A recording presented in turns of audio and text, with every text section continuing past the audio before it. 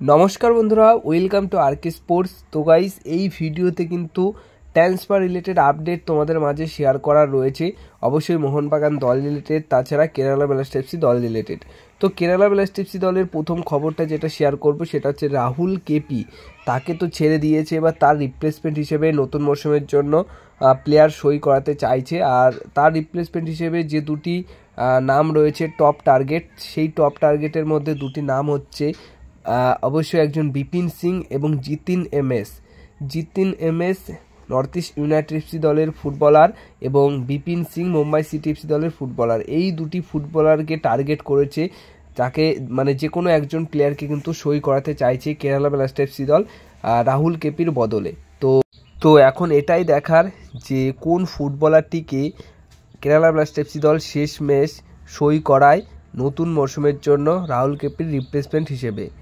এছাড়া বন্ধুরা আরও একটা সুখবর রয়েছে কেরালা ব্লাস্টার্স এফসি দলের ফ্যানদের জন্য। জানাচ্ছিলাম কিছুদিন ধরেই যে আমায় রানাওয়েডে, যিনি ওড়িশা এফসি দলের ফুটবলার, মুম্বাই সিটি এফসি দল থেকে লোন ডিলে ওড়িশা এফসি দলে খেলছে এই সিজনে। তো এই ফুটবলারটির সাথে কথাবার্তা চালাচ্ছিল কেরালা ব্লাস্টার্স এফসি দল। এবার তার সাথে কিন্তু প্রি কন্ট্যাক্ট করে নিয়েছে, মানে প্রি কন্ট্যাক্ট যে ডিলটা সেটা ডান হয়েছে।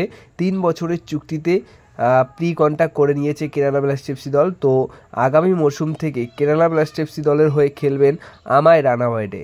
এবার সবশেষে যে আপডেটটা দিয়ে আজকের এই ভিডিওটা শেষ করব সেটা হচ্ছে মোহনবাগান দলকে নিয়ে। তো মোহনবাগান দল রিলেটেড একটা প্রশ্ন করেন মার্কোস মার্গুলাকে, যে is Mohun Bagan scouting any for next season full backs or attacking minds or something. তো এরকম একটা প্রশ্ন করা হয় যে মোহনবাগান দল কি আগামী সিজনের জন্য কোনো প্লেয়ারকে স্কাউটিং করছে যে ফুল ব্যাক বা অ্যাটাকিং মাইন্ডের ফুল ব্যাক। তো এরকম একটা প্রশ্ন তাকে করা হয়েছিল।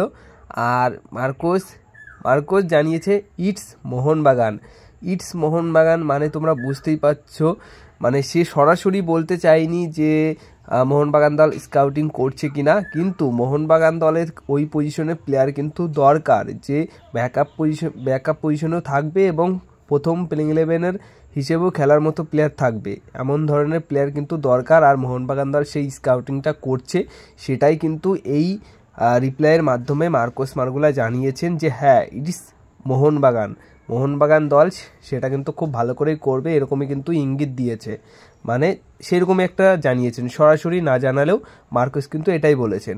তো এই বিষয়টা দিয়ে এটুকু বলতে পারি যে মোহনবাগান দল কিন্তু আগামী সিজনের জন্য অবশ্যই স্কাউটিং করছে ফুল ব্যাকস, মানে ডিফেন্ডার টাইপের প্লেয়ারদের।